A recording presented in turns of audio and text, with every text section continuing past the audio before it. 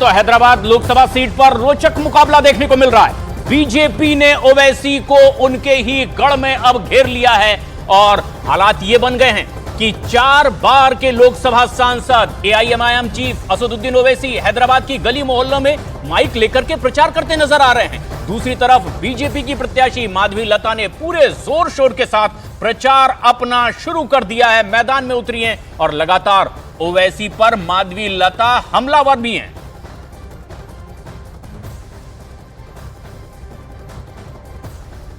बुजुर्गों से, मां और बहनों से, गईयों और नौजवानों से 13 मई को मजलिस कोर्ट देकर कामयाब करिए। पार्लियामेंट का इलेक्शन है। CAA काले कानून के खिलाफ मजलिस कोर्ट दीजिए। ट्रिपल तलाक के गलत कानून के खिलाफ जो खवातीन के खिलाफ है, मजलिस कोर्ट देकर कामयाब करिए। क्या समझते हैं वो कि हम चुप बैठेंगे? जब बतकम्मा के ऊपर जब उसने कमेंट किया था, क्यों कमेंट किया उसने? आज इतना भड़क रहे हैं। हम असदुद्दीन के ऊपर कमेंट करें, लेकिन वो हमारे रामचंद्र के ऊपर कमेंट करें। वो याद नहीं है जो भाइयों दोनों मिलकर कमेंट करें। अब चुप बैठने का वक्त। और इस तरह दक्षिण से लेकर उत्तर तक लोकसभा चुनाव को लेकर घमासान लगातार जारी है और इस बीच बिहार में आरजेडी को एक दोहरा झटका लगता दिखाई दे रहा है। पार्टी के 2 पूर्व सांसद ने पार्टी को छोड़ दिया। कटिहार से अशफाक करीम ने इस्तीफा दे दिया है और वहीं अररिया से सरफराज आलम नाराज बताए जा रहे हैं, जहां कार्यकर्ता सम्मेलन में पार्टी और लालू यादव के खिलाफ नारेबाजी भी हुई है और ये 2 बागी रुख अख्तियार करते दिखाई दे रहे हैं नेता आरजेडी के। सरफराज आलम बागी भी हो सकते हैं और लोकसभा का चुनाव से पहले आरजेडी को बड़ा झटका लगा है। वरिष्ठ नेता और पूर्व सांसद अशफाक करीम ने पार्टी के सभी पदों से और प्राथमिक सदस्यता से इस्तीफा दे दिया है।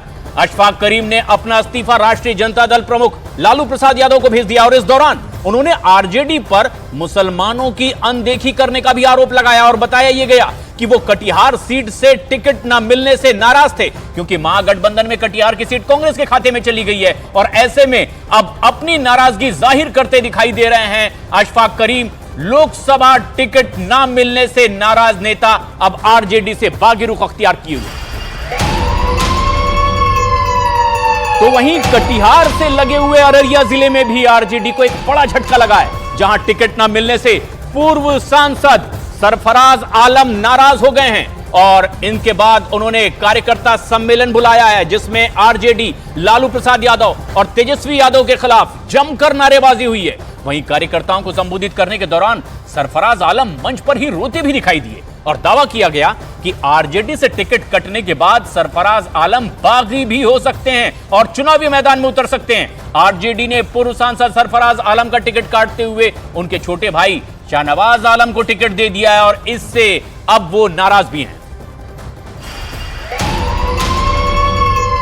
देश में 400 पार के साथ मध्य प्रदेश में बीजेपी मिशन 29 को लेकर प्रचार में जुट गई है। हालांकि कांग्रेस भी इस बार मध्य प्रदेश में पूरा जोर लगा रही है और लोकसभा चुनाव को लेकर के न्यूज 18 इंडिया से खास बातचीत में कांग्रेस के राज्यसभा सांसद और सीनियर एडवोकेट विवेक तनख्वाह भी अपनी पार्टी की ओर से बड़े दावे करते दिखाई दिए। देखिए सर, ये लोकतंत्र की उस उत्सव के ठीक पहले आपका ये बयान जो आया ना कि प्रजातंत्र में, ऐसे प्रजातंत्र में मैं नहीं रह सकता जिसमें ऑपोजिशन का गला घोटने की कोशिश हो रही है। क्योंकि मैं दिल से, दिमाग से और जहन से I am wedded to democracy. मैं डेमोक्रेसी मेरे ब्लड में है और आपको याद होगा कि इमरजेंसी के अगेंस्ट पहला जो judgement Madhya Pradesh high court ने दिया था, फेमस केस है वो, शिवकांत शुक्ला वर्सेस एडीएम जबलपुर, जिसने इस देश में इतिहास बनाया था, वो मेरे पिताजी और जस्टिस एपी सेन का जजमेंट था। तो मैं उस परिवार से हूँ जिसने मानवाधिकार और डेमोक्रेटिक प्रिंसिपल्स को एट एनी कॉस्ट अपहोल्ड किया है और मैं देख रहा हूँ इस वक्त एक अघोषित इमरजेंसी है। ऑपोजिशन को क्रश करने का पूरा प्रोग्राम चल रहा है। प्रधानमंत्री ने कहा, जैसे रैली हुई, उन्होंने कहा कि लालू यादव जी के परिवार पे, साथ में राहुल गांधी पे वो निशाना साध रहे थे कि सावन और नवरात्र के महीने में कुछ लोग मटन की वीडियो डालकर भारत की जनता को चढ़ाते हैं। मैंने ये देखा नहीं, तो इसलिए मैं बोल भी नहीं सकता। और ये चीजें पर्सनल होती हैं, इस पे कमेंट भी नहीं करना चाहिए और मचलेस प्राइम मिनिस्टर को तो कमेंट नहीं करना चाहिए। पता नहीं कि वो वीडियो कब का है, कितना पुराना है, किसने डाला है, और राहुल जी क्यों डालेंगे वो वीडियो? हो सकता है इन्हीं ने डाला हो पुराना वीडियो और कह दिया कि सावन में आप वीडियो डाल रहे हो। मैंने एक वीडियो इन लोगों का देखा था कई साल पहले, हो सकता है वही वीडियो को डाल दिया और कह दिया कि आप सावन में डाल रहे हो। तो बीच बीच में ये बातें आती रहती है कि तनखा साहब भी बीजेपी में जा सकते हैं। आज तक मेरे से पूछ लीजिए बीजेपी से, क्योंकि आप मतलब मैं आज अपने न्यूज 18 इंडिया के दर्शकों को कहूंगा कि देखिए बकायदा ये जो कुछ कहूंगा सच कहूंगा, और ये तनखा साहब ने आज तक आप पूछ लीजिए बीजेपी के लीडर आपके सब मित्र हैं, मेरे भी मित्र हैं, हम लोग कोई दुश्मन नहीं है, किसी दूसरे देश के वासी नहीं है। आज तक किस लीडर ने मुझसे बात की? किसी ने नहीं की, ना कोई करेगा।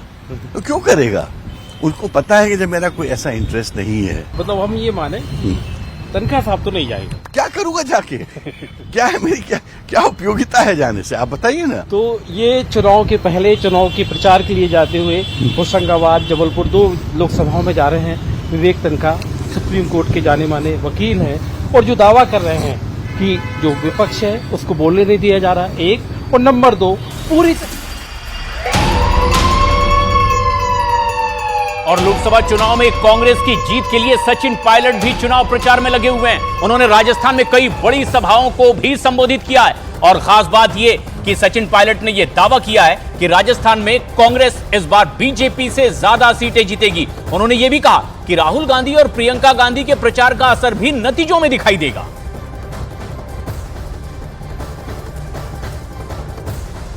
धुआंधार चुनाव प्रचार में लगे हुए हैं सचिन पायलट, और वो इस बात का दावा कर रहे हैं कि राजस्थान में बीजेपी से ज्यादा सीट लोकसभा चुनाव में जीत लेंगे। एक बड़ा चेहरा सचिन पायलट, कांग्रेस नेता, जो कि कई दफा अपने कुछ अलग तेवर भी दिखाते रहे, लेकिन अब एक बार फिर पूरी शिद्दत से कांग्रेस को जिताने के लिए चुनाव प्रचार करते दिखाई दे रहे हैं।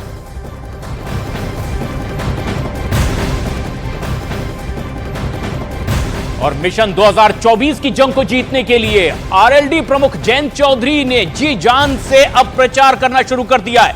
न्यूज 18 इंडिया से जयंत चौधरी ने बातचीत की है और उन्होंने कहा है कि इस चुनाव में इंडी गठबंधन एनडीए के सामने किसी भी तरह से कोई चुनौती नहीं है। इनसे बात की हमारे सहयोगी अमित पांडे ने। हमारे साथ जयंत चौधरी जी हैं, हम उनसे बात करते हैं। सर, न्यूज 18 इंडिया के लिए से बात करने के लिए धन्यवाद। हम सामने देख रहे हैं ट्रैक्टरों की भीड़, और क्या उम्मीद क्या कर रहे हैं आप? ट्रैक्टर तो आते हैं जहाँ किसान जज्बे के साथ आते हैं, जहाँ उनकी भावनाएं जुड़ी हैं, वो अपने ट्रैक्टर से आते हैं, अपने साधन से आते हैं। वो ही हमारी सभाओं में हो रहा है, तो अच्छे संकेत हैं अलायंस के लिए, और लोकदल की हमेशा ये परंपरा रही। क्या आप मानते नहीं कि बागपत एक रूट है, एक गेटवे है दिल्ली के पास